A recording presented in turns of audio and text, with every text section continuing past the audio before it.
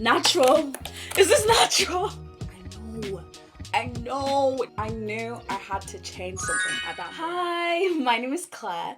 If we haven't met before, in the daytime I'm a medical student, but today apparently I'm a makeup artist. I'm having my last ever anatomy session and I just want to dress up for the occasion. So I thought I could do my makeup and we could just chat. Let's get into it. I thought today we could talk about setting and maintaining goals because, well, it's February. We're now at that point in the year where I think a lot of people have either given up on a lot of goals or are feeling a bit disappointed actually.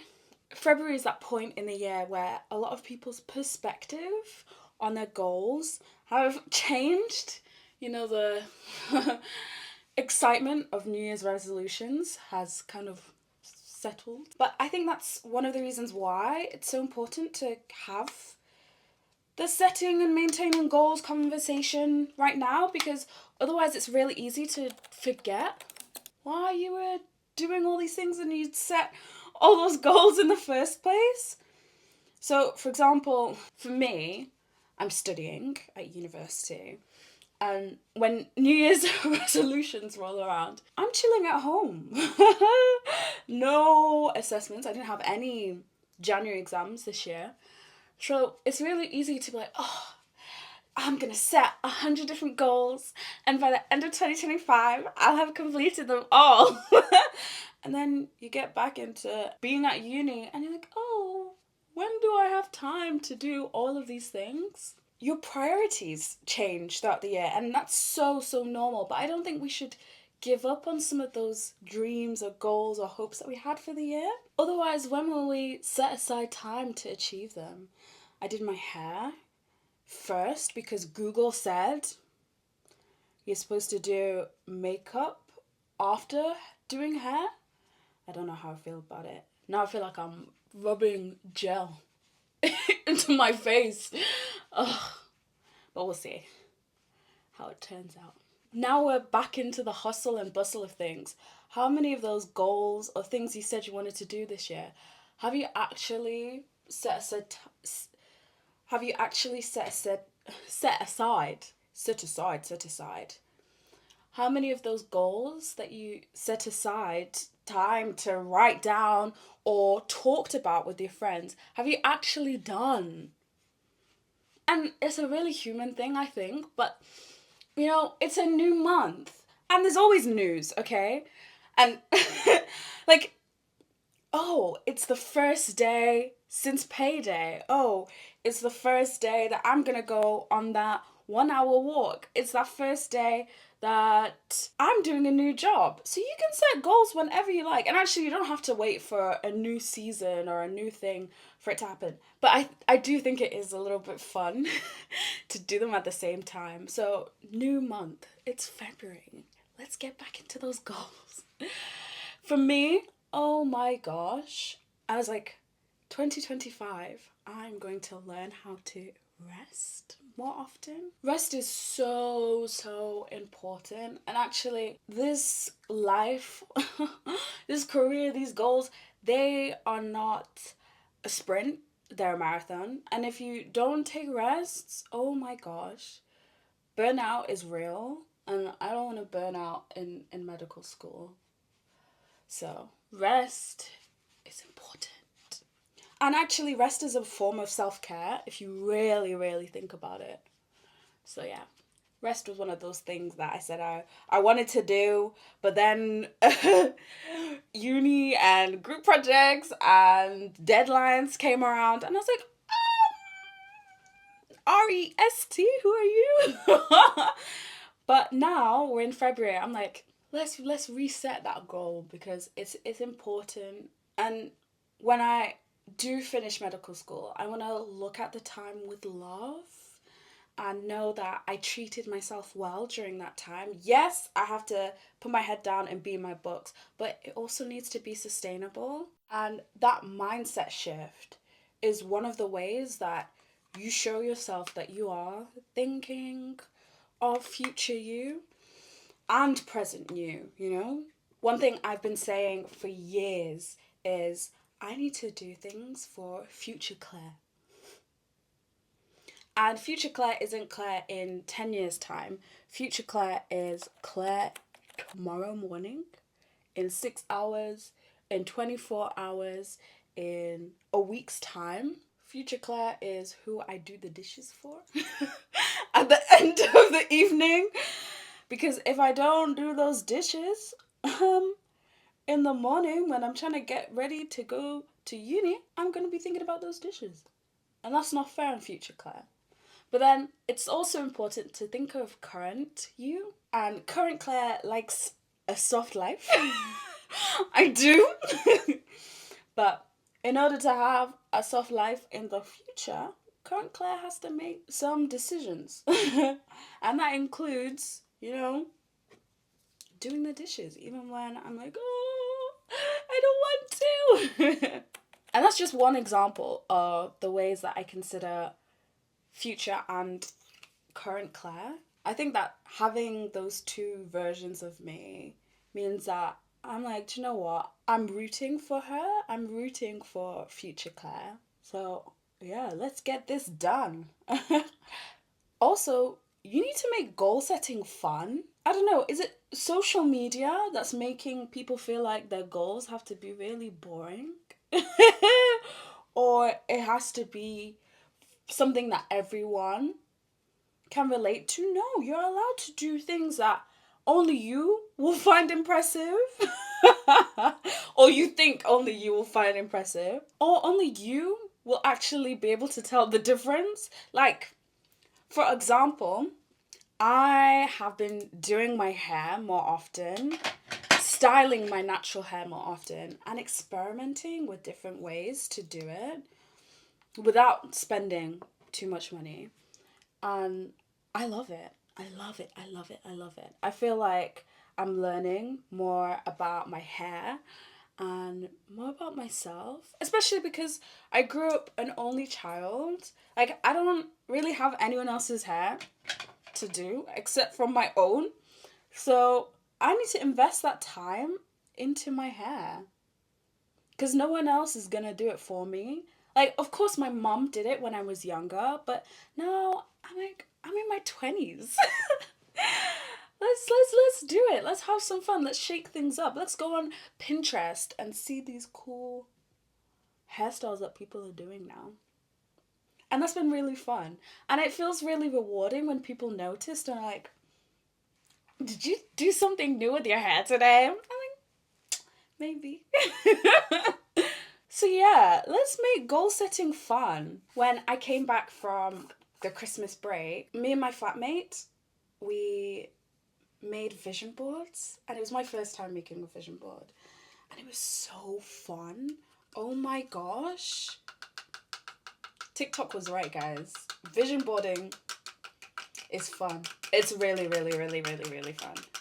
So don't be afraid to mix things up for yourself. And hopefully you'll find it rewarding. I definitely found that experience rewarding. And also talking through your goals. It's fun. Don't internalize everything. And now I have my vision board. I see it every morning when I wake up.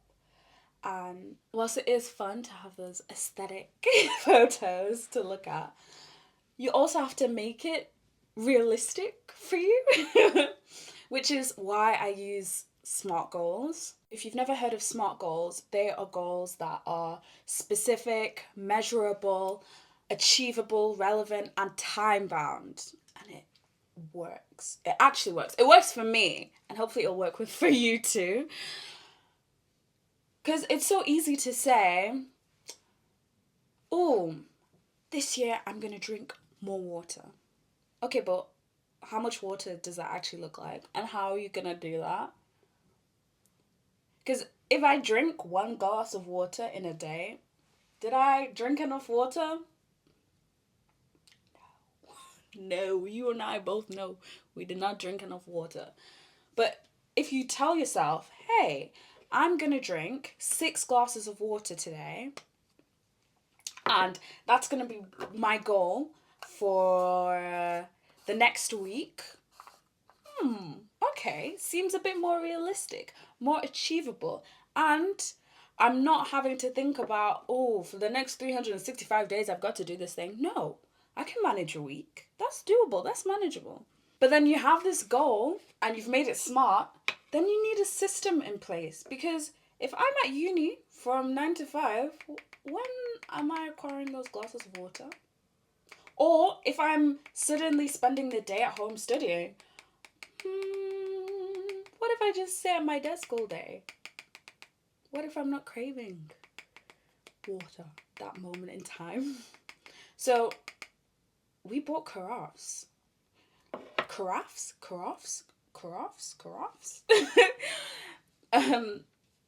And it's so nice. So I'm drinking filtered water in a carafe, and it's an investment into myself. I feel like people think that if you're investing in yourself, it has to be expensive. No, it does not have to be that way, honey. It doesn't. The carafe was really cheap to buy. I keep it in my room. I keep it near my bed. And so now I'm drinking more water. Systems and goals. Systems and goals. Look at how this is turning out. Oh my gosh, it's coming together. Speaking of which, doing my makeup more often was one of the goals. Okay? When I tell you, I have one makeup look that I know how to do. I was like, that has to change, okay? Because do you know how much time over the years I've spent watching people do all these artistic creations on their faces? Oh, so yeah, I want to learn how to do different styles of makeup on my face. Also, I may or may not have gone into uni one day wearing makeup, and my friend was like, wow, that's such a natural look. Natural? Is this natural? That's not what I was looking for. I was trying to look snatched. I was trying to look boom, boom, boom, boom. I was trying to look like I was red carpet ready. And so I was like, okay, I need to wear makeup more often. Also, that same day, my friend said, oh, where are you going today? Nowhere. But my friends had become so used to if I'm looking dressed up or I'm wearing something a little bit more fancy that day. Oh, Claire's going to work. She's going to work event. She's got plans after this. And for me, I knew I had to change something at that moment. Where are you going, Claire? Oh, have you got plans tonight? No, I just wanted to play around with makeup today. Oh, isn't blush so fun? I really love it. It just makes me feel smiley like I am already, but even more. And I actually only started wearing blush 8, 9 months ago. And yeah, now I love it. I like, even on days when I'm not wearing foundation, I'll be like,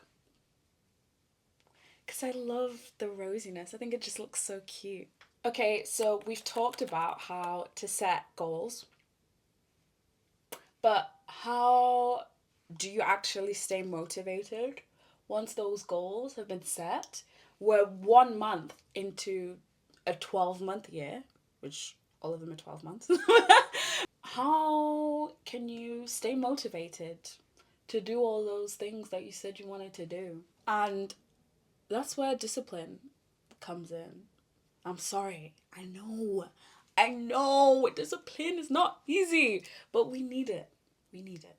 It's important. And actually, being disciplined in your goals, to me, it's a form of self-love. It's not a punishment. Getting up and doing those things that sometimes are like, oh, like doing the dishes. I don't know what it is with those dishes. You can celebrate those wins, you know? And I've done it. I've done it. I remember there was one time, I showed up to uni an hour and a half before a test that I had. Oh, I sat down with a hot chocolate, with a pan au chocolat. Oh, those are the small wins that get you through. You've got to reward yourself, and it also helps, like, associating doing good things for yourself with doing other good things for yourself. So yeah, if I do something way earlier than usual because procrastination is real, yeah, you think I'm not gonna reward myself? Of course. Anytime anytime you see me with a pan of chocolate, just know that day there was a small win that needed to be celebrated. Especially these overpriced pan of chocolat. Okay, I'm gonna spray and then stay silent so it doesn't melt. Melt? Smudge.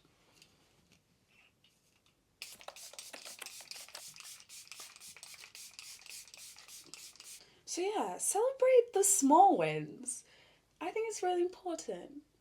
And it also shows you, for me at least, I feel like it's like a nice check-in point for myself. Like, yeah, I did that thing. Look how far I've come. And it doesn't have to be a giant thing. You don't have to celebrate once you've achieved that final bit of your goal because that might be years away. So yeah, keep motivating yourself. It's important. But remember, motivation is not as important as discipline. Discipline wins, beats motivation in every single fight. Another way to stay happy and feel like you're getting there is to have an accountability partner. Oh my goodness. Telling someone, today I didn't do that thing that I said I wanted to do. It works. It works. And it means that you aren't just doing the goal by yourself. You've got someone else rooting for you. You don't have to do these things alone. Even if it's a single person goal, have a friend to cheer you on. And you can do that too. Offer to be someone else's accountability partner is important.